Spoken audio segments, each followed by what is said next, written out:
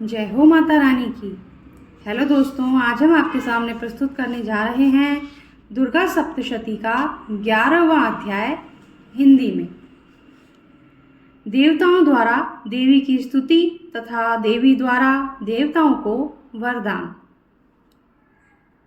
मैं भुवनेश्वरी देवी का ध्यान करता हूँ।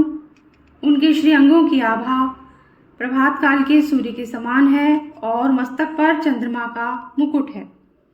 वे उभरे हुए स्तनों और 3 नेत्रों से युक्त हैं। उनके मुख पर मुस्कान की छटा छाई रहती है और हाथों में वरद, अंकुश, पाश एवं अभय मुद्रा शोभा पाते हैं। ऋषि कहते हैं, देवी के द्वारा वहां महादैत्यपति शुंभ के मारे जाने पर इंद्र आदि देवता अग्नि को आगे करके उन कात्यायनी देवी की स्तुति करने लगे। उस समय अभीष्ट की प्राप्ति होने से उनके मुख कमल दमक उठे और उनके प्रकाश से दिशाएं भी जगमगा उठी थी। देवता बोले, शरणागत की पीड़ा दूर करने वाली देवी हम पर प्रसन्न हो। संपूर्ण जगत की माता प्रसन्न हो।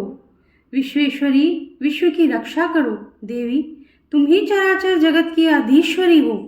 तुम इस जगत का एकमात्र आधार हो, क्योंकि पृथ्वी रूप में तुम्हारी ही स्थिति है। देवी, तुम्हारा पराक्रम अलंघनीय है। तुम ही जल रूप में स्थित होकर संपूर्ण जगत को तृप्त करती हो। तुम अनंत बल संपन्न वैष्णवी शक्ति हो। इस विश्व की कारणभूता परामाया हो। देवी, तुमने इस समस्त जगत को मोहित कर रखा है। तुम ही प्रसन्न होने पर इस पृथ्वी पर मोक्ष की प्राप्ति कराती हो। देवी, संपूर्ण विद्याएं तुम्हारे ही भिन्न भिन्न स्वरूप हैं। जगत में जितनी स्त्रियां हैं वे सब तुम्हारी ही मूर्तियां हैं। जगदम्बा, एकमात्र तुमने ही इस विश्व को व्याप्त कर रखा है। तुम्हारी स्तुति क्या हो सकती है। तुम तो स्तवन करने योग्य पदार्थों से परे एवं परावाणी हो। जब तुम सर्वस्वरूपा देवी स्वर्ग तथा मोक्ष प्रदान करने वाली हो, तब इसी रूप में तुम्हारी स्तुति हो गई। तुम्हारी स्तुति के लिए इससे अच्छी उक्तियां और क्या हो सकती हैं। बुद्धि रूप से सब लोगों के हृदय में विराजमान रहने वाली तथा स्वर्ग एवं मोक्ष प्रदान करने वाली नारायणी देवी, तुम्हें नमस्कार है। कला, काष्ठा आदि के रूप से क्रमशः परिणाम की ओर ले जाने वाली तथा विश्व का उपसंहार करने में समर्थ नारायणी, तुम्हें नमस्कार है। नारायणी, तुम सब प्रकार का मंगल प्रदान करने वाली मंगलमयी हो। कल्याणदायिनी शिवा हो। सब पुरुषार्थों को सिद्ध करने वाली शरणागत वत्सला, 3 नेत्रों वाली एवं गौरी हो। तुम्हें नमस्कार है। तुम सृष्टि, पालन और संहार की शक्तिभूता सनातनी देवी, गुणों का आधार तथा सर्वगुणमयी हो। नारायणी, तुम्हें नमस्कार है। शरण में आए हुए दीनों एवं पीड़ितों की रक्षा में संलग्न रहने वाली तथा सबकी पीड़ा दूर करने वाली नारायणी देवी, तुम्हें नमस्कार है।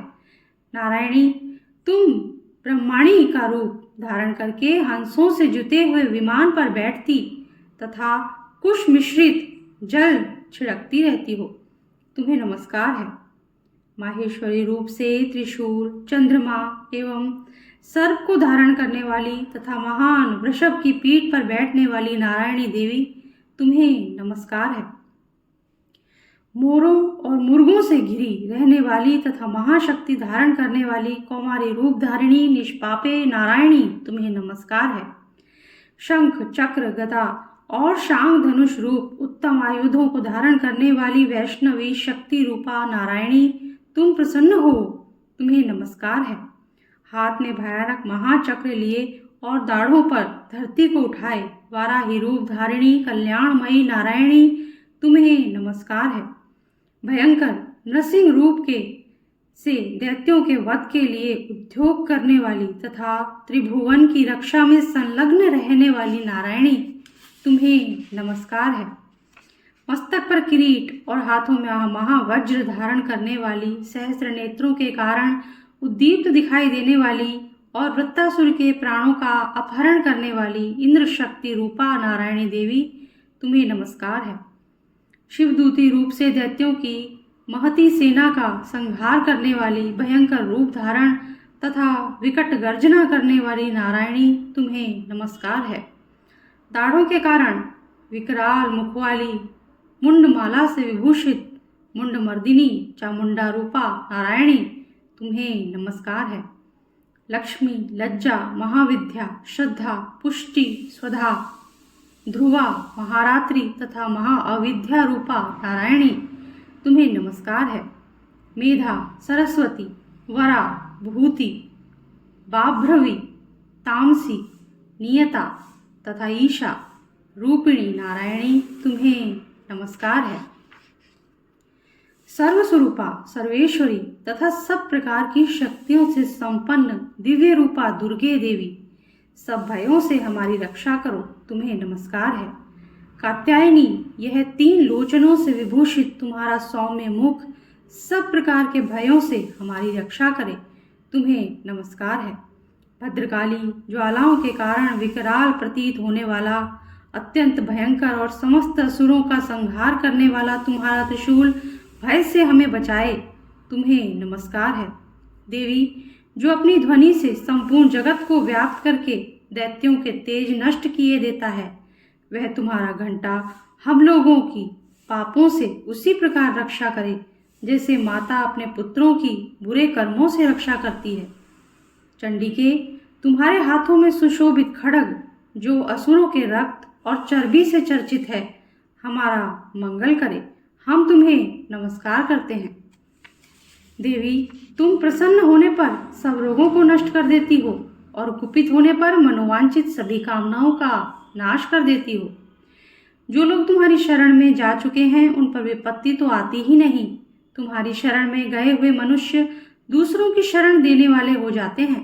देवी अंबिके, तुमने अपने स्वरूप को अनेक भागों में विभक्त करके नाना प्रकार के रूपों से जो इस समय इन धर्मद्रोही महादैत्यों का संहार किया है, वह सब दूसरी कौन कर सकती थी।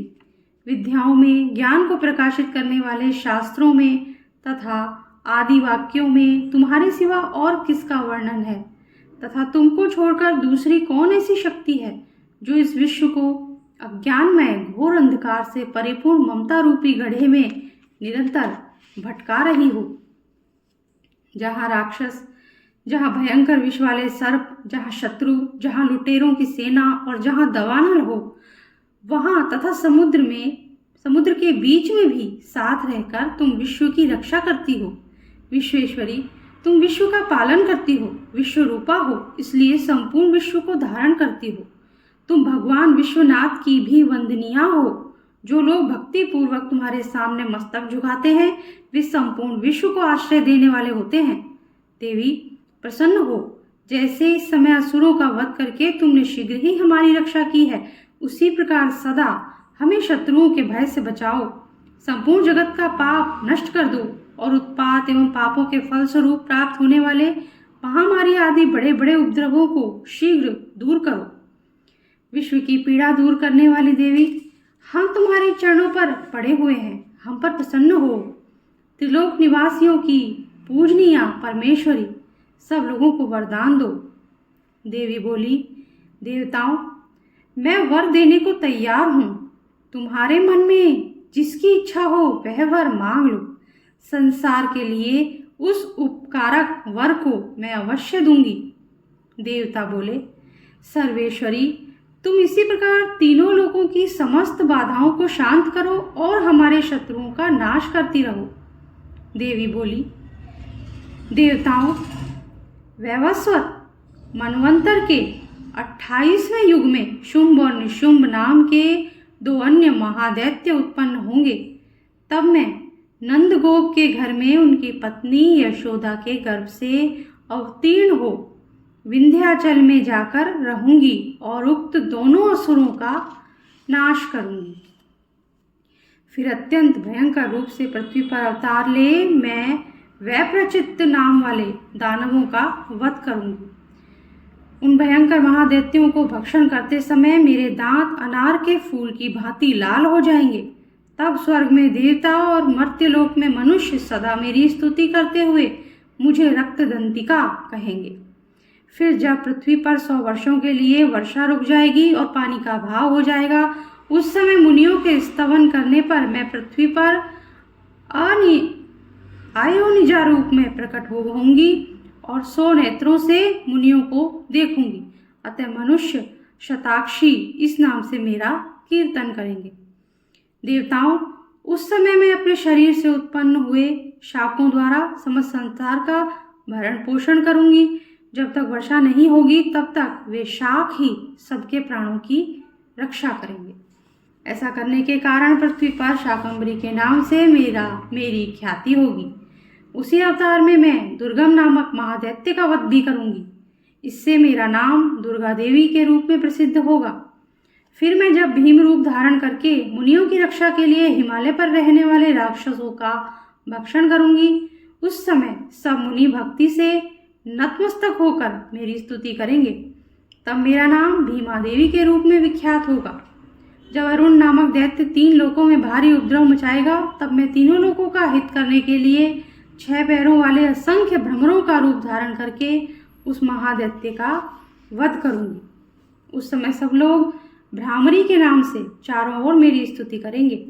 इस प्रकार जब जब संसार में दानवी बाधा उपस्थित होगी, तब तब अवतार लेकर मैं शत्रुओं का संहार करूंगी।